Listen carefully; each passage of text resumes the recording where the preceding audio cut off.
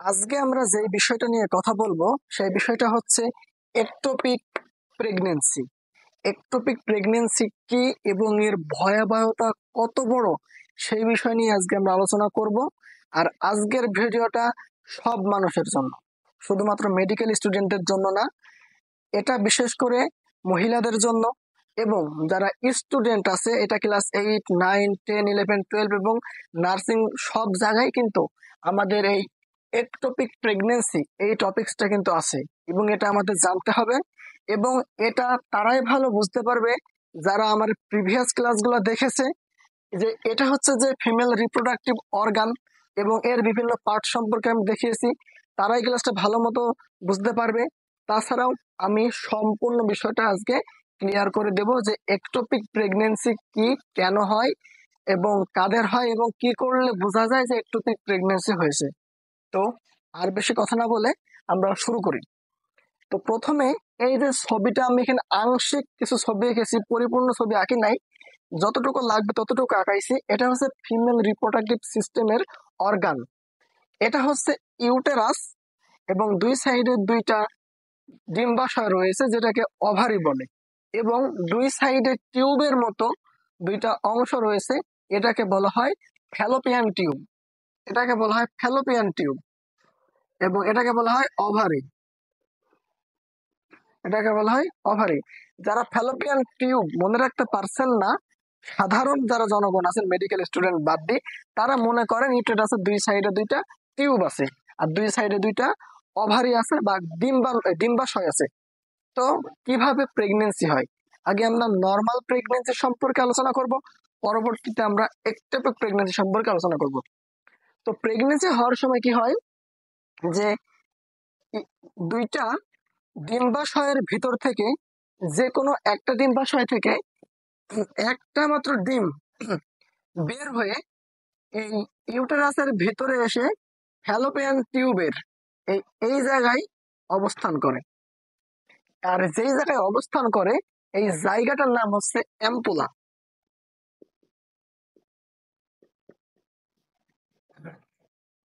এবং যখন একটা মেয়ে সেক্সুয়াল ইন্টারকোর্সের ভিতরে যায় বা সেক্স করে, তখন পুরুষের বীর্য এই ইউটেরাসের ভিতর দিয়ে প্রবেশ করে এই অ্যাম্পুলাতে এসে এই ডিম্বাণুর সাথে মিলিত হয়, মিলিত হয়ে জাইগোট সৃষ্টি করে। এবং জাইগোট সৃষ্টি করার পরে এই জিনিসটা তখন এই ইউটেরাসের ইউটেরাসের যে লেয়ার আছে এই লেয়ারের উপরে এসে বড় হতে থাকে। এবং ইউটেরাসের বাংলা হচ্ছে জরায়ু। জরায়ুর ভিতরে এই যে লেয়ারটা দেখতে পাচ্ছেন, ভিতরের লেয়ার, এটাকে বলা হয় এন্ডোমেট্রিয়াম। এই এন্ডোমেট্রিয়াম লেয়ারের উপরে বাচ্চাটা বড় হতে থাকে এবং পরবর্তীতে ডেথ হয়ে গেলে এটা ডেলিভারি হয়ে যায়। এটা হচ্ছে নর্মাল প্রেগনেন্সি। আর একটোপিক প্রেগনেন্সিটা হলো এই যে বাচ্চাটা, মানে যে জাইগোটটা আমাদের তৈরি হলো ডিম্বাণু আর শুক্রাণু মিলিত হয়ে, তো এটা আমাদের এন্ডোমেট্রিয়াম লেয়ার মানে জরায়ুর ভিতরে বড় না হয়ে অন্য কোথাও বড় হবে। কোথায়? জরায়ুর ভেতরে কিন্তু বড় হবে না, সেটা অন্য কোথাও বড় হবে, সেটা হবে একটোপিক প্রেগনেন্সি। তো একটোপিক প্রেগনেন্সি কোথায় হতে পারে, মানে সাইট কোনগুলো হতে পারে? তো এখন আমরা সাইট সম্পর্কে আলোচনা করবো। ভাই কোথায় হতে পারে সাইট? তো এটা বোঝার জন্য আমাকে যে ফ্যালোপিয়ান টিউবটা আছে এটা সম্পর্কে আরেকটু বলতে হবে। তো ফ্যালোপিয়ান টিউব, যারা ইউটেরাসের বিভিন্ন পার্ট সম্পর্কে ফার্স্ট ক্লাসটা করেছিলেন তারা জানেন যে ফ্যালোপিয়ান টিউবের চারটা পার্ট রয়েছে। যে এখানে ওভারি দেখতে পাচ্ছেন, মানে ডিম্বাশয় দেখতে পাচ্ছেন, ডিম্বাশয়ের ভিতরে যে ডিম্বাণুগুলো আছে এই এই অংশটাকে ফ্যালোপিয়ান টিউবের এই অংশটাকে বলে ইনফান্ট ফ্যালোপিয়ান টিউবের এই অংশটাকে বলে ইনফান্ডিবুলাম। এবং এই ইনফান্ডিবুলাম অংশটা কি করে, এই ডিম্বাশয়ের ভিতর থেকে একটা ডিম বের করে এই অ্যাম্পুলাতে নিয়ে আসে। ইনফান্ডিবুলারের পরের অংশটা হচ্ছে অ্যাম্পুলা। অ্যাম্পুলা হচ্ছে এই ফ্যালোপিয়ান টিউবের ভিতরে সব থেকে প্রসারিত একটা জায়গা, ঠিক আছে? তো এটা হচ্ছে অ্যাম্পুলাতে রাখে। অ্যাম্পুলার পরবর্তী একটা জায়গা আছে পরবর্তী জায়গাটার নাম হচ্ছে ইস্থমাস। ইস্থমাস এবং ক্রমশ কিন্তু এটা আমাদের চিকন হতে থাকে, ক্রমশ আমাদের এটা চিকন হতে থাকে। এবং সব থেকে যে সরু জায়গাটা, এটাকে বলা হয় ইন্টারস্টিশিয়াল।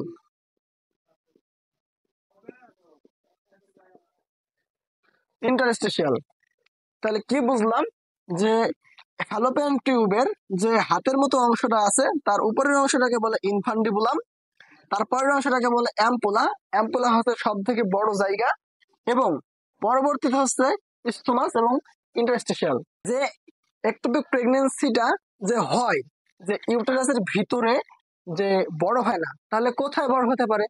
যেখানে জাইগোট সৃষ্টি হচ্ছে, জাইগোট তৈরি হচ্ছে, তাহলে ওইখানেই কিন্তু তৈরি হওয়ার চান্স সব থেকে বেশি। তো জাইগোট কোথায় তৈরি হচ্ছে? অ্যাম্পুলাতে।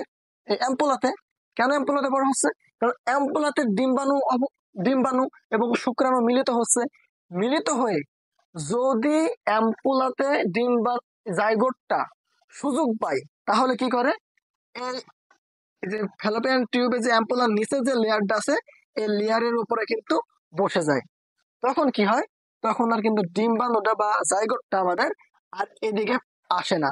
তো কি হয়, এইখানেই বড় হতে থাকে। যদি এখানে বড় না হয়, কোথায় বড় হতে পারে? এখানে না হলে তার পরবর্তী জায়গা স্টোমাসে বড় হতে পারে। তারপরে না হলে সব থেকে ছোট সরু জায়গা ইন্টারস্টিশিয়াল, এখানেও কিন্তু এটা হতে পারে। তবে ফ্যালোপিয়ান টিউবের ভিতরে সব থেকে বড়, মানে সব থেকে গুরুত্বপূর্ণ জায়গা হচ্ছে অ্যাম্পুলা, যেখানে এই প্রেগনেন্সি হওয়ার পরে, প্রেগনেন্সি কখন হয়?